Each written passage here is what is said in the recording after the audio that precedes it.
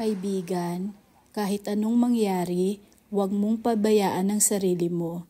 Alam mo ba kung bakit? Dahil darating ang araw, kapag iniwan ka ng mga mahal mo at pinagkakatiwalaan mo, sarili mo lang ang magtatanggol sa iyo.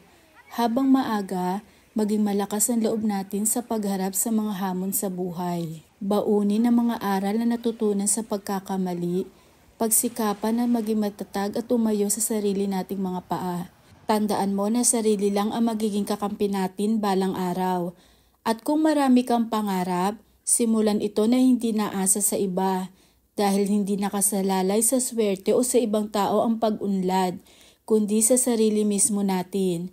Kaya napakahalaga na alagaan natin ang ating sarili, physical, emotional at spiritual.